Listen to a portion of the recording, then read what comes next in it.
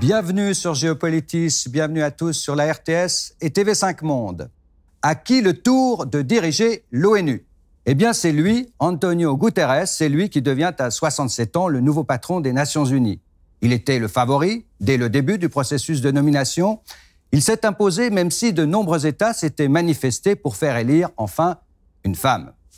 Antonio Guterres, une forte personnalité qui dit les choses comme il les pense, ancien Premier ministre du Portugal, catholique socialiste, et puis il a été durant 10 ans le patron du Haut-Commissariat pour les réfugiés. Sa nomination marque donc un signal fort au moment où la communauté internationale doit faire face à une vague de migration sans précédent. Et pour une fois, le Conseil de sécurité semble avoir échappé aux marchandages et aux intrigues qui, le plus souvent dans le passé, ont caractérisé la désignation du secrétaire général. Avec notre invité, l'ancien ambassadeur François Nordman, nous allons décrypter la mécanique de cette élection. L'invité de Géopolitis a côtoyé d'ailleurs le nouveau secrétaire général, le 9e depuis les origines. Mais tout de suite, notre rubrique signée David Nicole. Le premier secrétaire général des Nations Unies, Trygve Lie, était norvégien. Le deuxième, un Suédois, Dag Hammarskjöld. Dans l'ordre vinrent ensuite le Birman U Thant, l'Autrichien Kurt Waldheim, le Péruvien Javier Pérez de Cuellar, l'Égyptien Boutros Boutros-Ghali, Kofi Annan du Ghana et Ban Ki-moon, originaire de Corée du Sud, qui achève son mandat à la fin de l'année. Le prochain patron de l'ONU ne pouvait pas être issu d'un des 5 pays membres permanents du Conseil de sécurité, c'est la tradition. Une autre règle non écrite, l'alternance régionale. C'était le tour d'un Européen ou d'une Européenne de l'Est, le seul groupe régional à n'avoir jamais été représenté. Cette fois-ci, cette règle n'a pas été appliquée. Mais c'est au Conseil de sécurité qu'il revient de choisir le secrétaire général. Pas vraiment un exemple de démocratie, puisque ce sont de fait 15 pays qui choisissent pour toute la planète. Ils doivent se mettre d'accord sur un candidat unique. Une série de tours préliminaires permet d'auditionner les candidats, de les encourager ou de les décourager. À part la nomination du pape, il n'y a guère d'élection plus opaque, car pour devenir secrétaire général, il faut encore échapper au veto d'un membre permanent. Russie, Chine, États-Unis, France et Royaume-Uni peuvent chacun bloquer une candidature. Autant dire qu'il faut ménager les exigences de chacun. Après ce parcours d'obstacles, l'Assemblée générale et ses 193 États membres doivent encore voter. En 70 ans d'existence, elle ne s'est jamais opposée au choix du Conseil de sécurité. Bonjour François Nordman. Bonjour. Vous avez été notre ambassadeur à Paris, vous avez été chef de la mission suisse auprès des organisations internationales à Genève, retraité de la diplomatie depuis 9 ans, c'est ça? Oui. Et vous avez rencontré personnellement le nouveau secrétaire général. Oui, à l'occasion de sa vie à Genève, dans quelques manifestations, j'ai pu m'entretenir avec lui, en effet.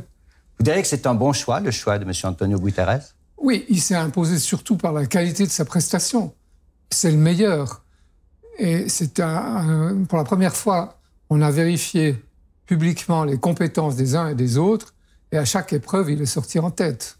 Comment expliquez-vous que la Russie n'ait pas fait barrage à l'élection de M. Guterres? Parce que, normalement, ce poste aurait dû revenir, selon le principe du tournus géographique, à un candidat d'Europe de l'Est. Oui, mais l'ennui, c'est qu'aucun des candidats d'Europe de l'Est n'avait les qualités intrinsèques du nouveau secrétaire général. On a encore auditionné la nouvelle candidate bulgare lundi et on a remarqué que ses réponses étaient insuffisantes. Donc, le choix était très limité. Il s'est agi de négocier ensuite certains aménagements, comme c'est la routine, comme c'est la règle, une répartition des postes subalternes. Et la Russie était, je pense, satisfaite des prestations de M. Guterres. Et Mme Merkel, elle, avait proposé en dernière minute une candidate bulgare. C'est une défaite pour Mme Merkel? Alors, certainement, elle a essayé de faire barrage à M. Guterres, peut-être pour des raisons de politique politicienne, dans la mesure où Guterres est socialiste et où toute la direction en Europe est plutôt démocrate chrétienne conservatrice.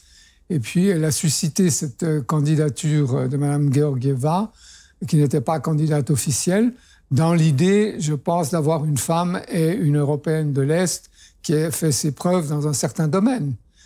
mais elle était très bonne comme directrice du budget, commissaire au budget de l'Union européenne. Il s'est avéré qu'elle connaissait moins bien le système des Nations Unies. Dans le passé, on l'a dit, il y a souvent eu des marchandages, des intrigues au sein du Conseil de sécurité pour l'élection du secrétaire général. Est-ce que vous diriez cette fois que cette désignation est plus simple, plus logique? Enfin, il y a eu beaucoup d'intrigues parmi les candidats, puisqu'un pays change de candidat au dernier moment. On a eu vraiment une balkanisation des candidatures. L'Europe de l'Est n'a pas réussi à présenter un seul champion ou une championne et a fait le jeu d'autres candidats. Alors, logique, oui, dans la mesure où on a imposé cette nouvelle procédure qui permettait de mesurer la compétence des candidats. Monsieur Ban Ki-moon, le sortant, a été très critiqué à l'extérieur, à l'intérieur même, dans les couloirs des Nations Unies. Que diriez-vous de son bilan? Je pense qu'il a été meilleur dans le deuxième mandat que dans le premier, qui s'est attaché à défendre des causes telles que la lutte contre le changement climatique, la promotion des femmes, la cause de la paix. Il a lancé plusieurs rapports sur des sujets importants liés au maintien de la paix et à la construction de la paix, mais il n'avait pas le charisme et l'art de la communication qui lui permettaient de passer à travers les cultures. Bon, vous avez été plutôt indulgent. Il faut dire que le job de secrétaire général est un job à la hauteur des défis de la planète. Une séquence en images, on se retrouve juste après. Défi numéro 1, le maintien de la paix et la sécurité dans le monde. C'est la mission principale, la mission originelle de l'ONU. Y a-t-il une seule excuse pour ne pas agir et mettre fin au cauchemar? Combien de temps encore les puissances influentes vont-elles permettre tant de souffrance? Les cris d'alarme du secrétaire général n'ont pas été entendus à propos de la Syrie. 3 envoyés spéciaux se sont succédés depuis le début de la guerre, sans pouvoir stopper l'escalade de l'horreur.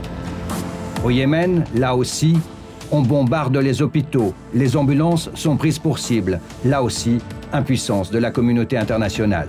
Dans les sables du Sahel, les Nations Unies ont déployé 13 000 hommes dans le cadre de la MINUSMA, la mission des Nations Unies pour le Mali. Mais déjà on s'interroge, l'ONU est-elle capable de rétablir une quelconque stabilité dans cet immense pays qui part en lambeaux? Défi numéro 2, faire face à l'explosion du nombre des réfugiés. L'Assemblée générale s'est contentée d'une simple déclaration engageant les États à venir en aide aux migrants. Ban Ki-moon s'était fait l'avocat d'un pacte mondial pour les réfugiés pour que les États en accueillent chaque année 10%. Mais le pacte ne verra le jour qu'en 2018, au plus tôt. Et en attendant, les agences humanitaires de l'ONU se retrouvent au bord de la faillite. Défi numéro 3, le climat. Les Nations Unies disposent ici d'un peu plus de temps pour amener les gouvernements à mettre en œuvre les accords de Paris, conclus en décembre 2015. L'accord de Paris pour le climat est accepté.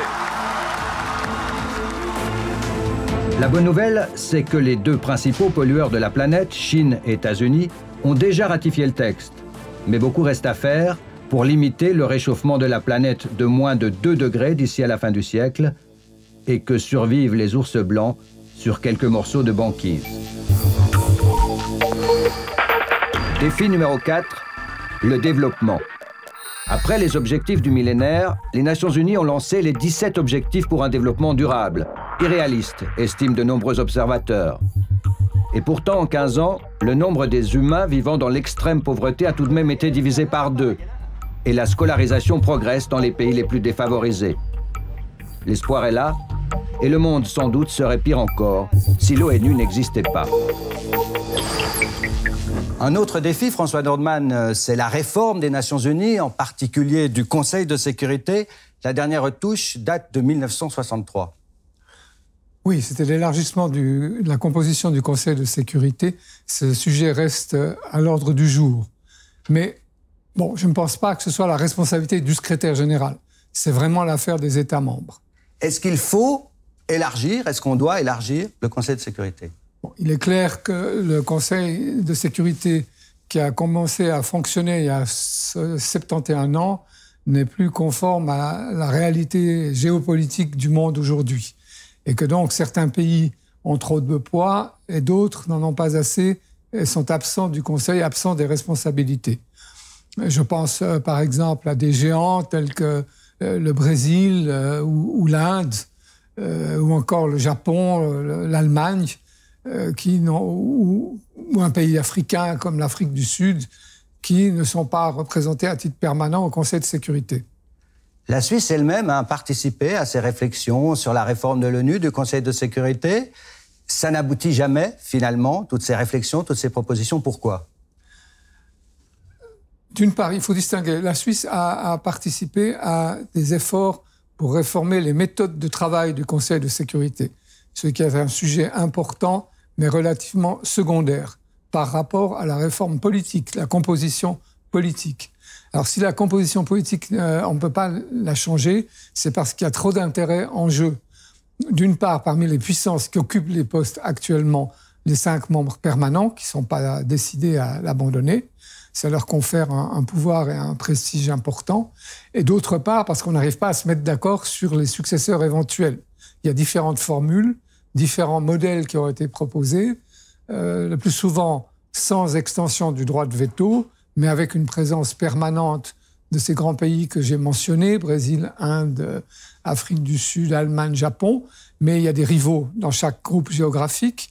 L'Argentine ne verrait pas d'un bon œil l'arrivée du Brésil. L'Italie conteste la prépondérance de l'Allemagne. Le Pakistan et la Chine ne veulent pas de l'Inde, etc.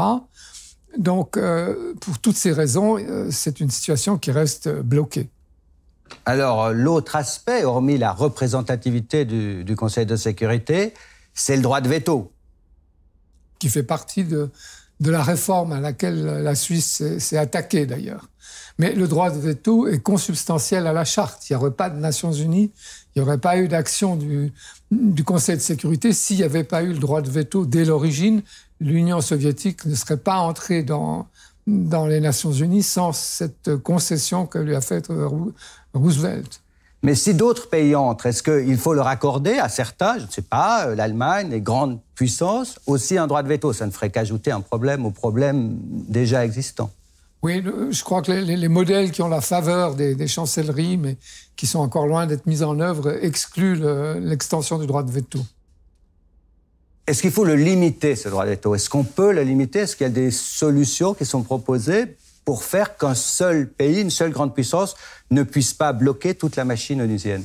Alors, d'une part, il faut dire quand même que la paix du monde repose sur le Conseil de sécurité et sur le P5, sur le groupe que forment les membres permanents, et qu'on a évité un affrontement majeur entre les grandes puissances. On n'a pas évité toutes les guerres, on n'a pas eu de guerre entre ces 5 puissances qui sont aussi les grandes puissances nucléaires. Donc là, le veto a quand même joué un rôle. Cela dit, c'est effectivement antidémocratique. Les efforts de la Suisse ont porté notamment sur une limitation volontaire du droit de veto. La France a également défendu cette position, une sorte de convention entre les pays détenteurs du veto pour qu'ils y renoncent volontairement en cas de génocide ou de crimes de guerre ou de crimes contre l'humanité. Si vous aviez la responsabilité de réformer le Conseil de sécurité, quelle proposition brièvement feriez-vous? Je pense que la composition géographique, on devrait trouver une formule qui permette de mieux asseoir le Conseil de sécurité, ne serait-ce que pour éviter une concurrence, qu'on crée un autre organe ailleurs, comme la Chine est en train de le faire avec la Banque mondiale, par exemple. J'espère, François Nordman, que vous serez entendu à la Maison de Verre à New York. En tout cas, merci d'avoir participé à ce Géopolitisme. Merci. Et puis, pour prolonger cette émission, un détour, ça vaut la peine, par la Bibliothèque multimédia des Nations Unies. Parmi les perles, 70 Years of Archives Treasures, une compilation de toute l'histoire des Nations Unies, compressée en 6 minutes et quelques secondes. Sur les marchandages qui font un secrétaire général, le décryptage de Tout un monde, le magazine de nos amis de la radio-télévision suisse, diffusé le 29 septembre 2016. Enfin, c'est pas tout récent, mais stimulant, Réflexion pour la réforme de l'ONU. Celui qui réfléchit, c'est Hubert Védrine, l'ancien ministre français des Affaires étrangères, dans le numéro 109 de la revue Pouvoir. On peut le télécharger. Voilà, c'est terminé pour aujourd'hui. Cette émission est disponible en tout temps sur geopolitis.ch. Mardi, 14h45, rediffusion sur RTS2. Et dans une semaine, une nouvelle édition sur RTS et TV5 Monde, évidemment. À bientôt.